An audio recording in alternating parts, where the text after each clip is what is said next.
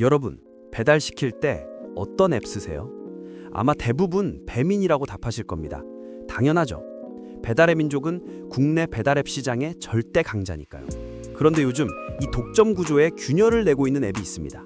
바로 땡겨요입니다.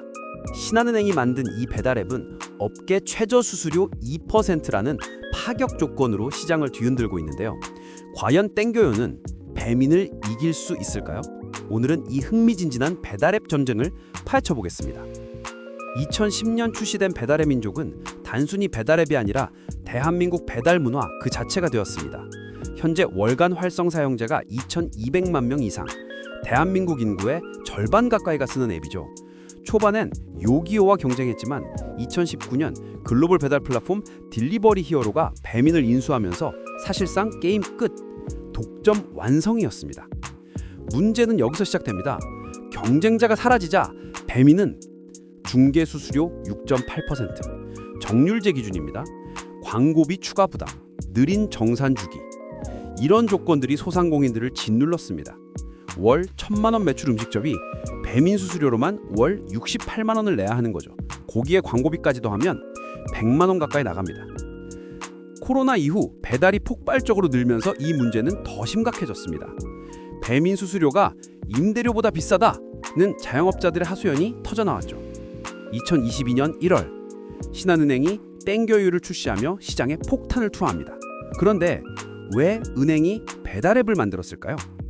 핵심은 금융이 아니라 데이터입니다.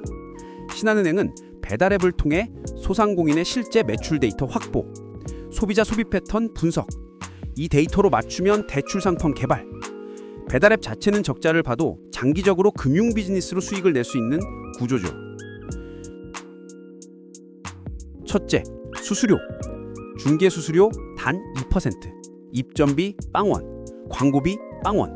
월 1,000만 원 매출 음식점 기준으로 배민 대비 월 48만 원 절약됩니다. 연간 576만 원이죠.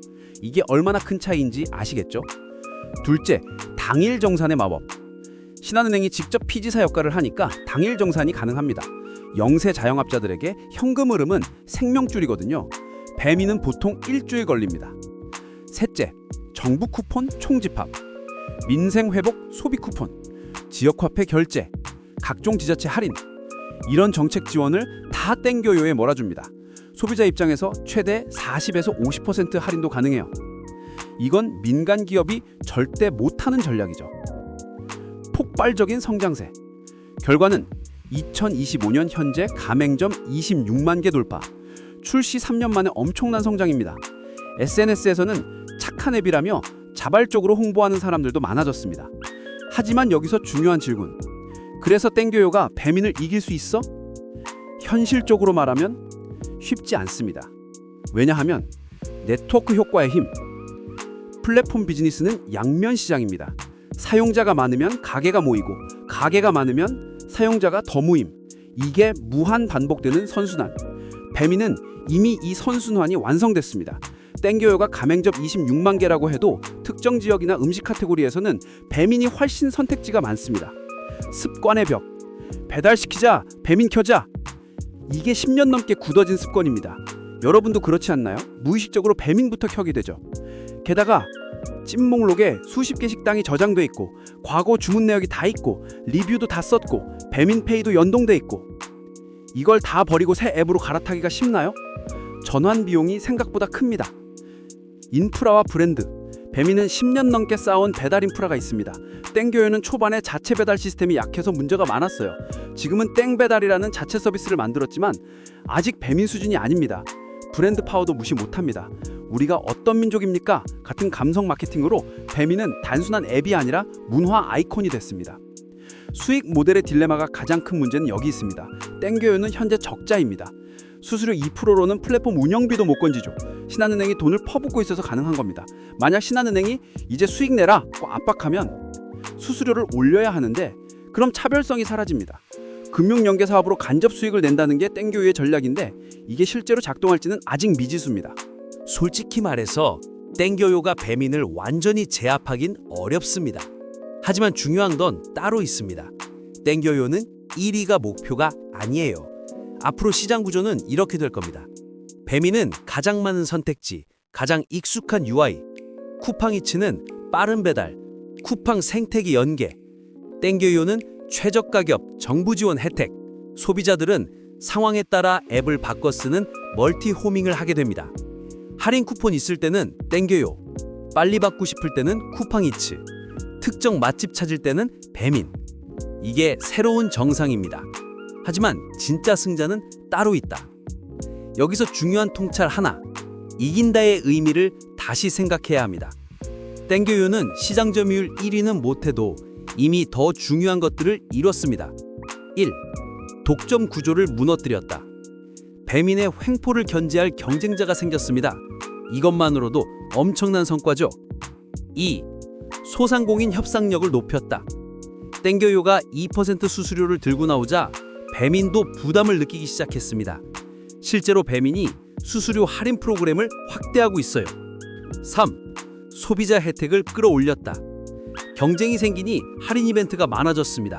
우리 주머니가 두둑해지는 거죠. 4. 상생 문화를 만들었다.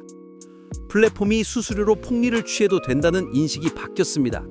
이제 착한 기업이 경쟁력이 되는 시대가 왔어요. 앞으로 2, 3년이 분수령, 땡겨요의 미래는 이 세 가지에 달렸습니다.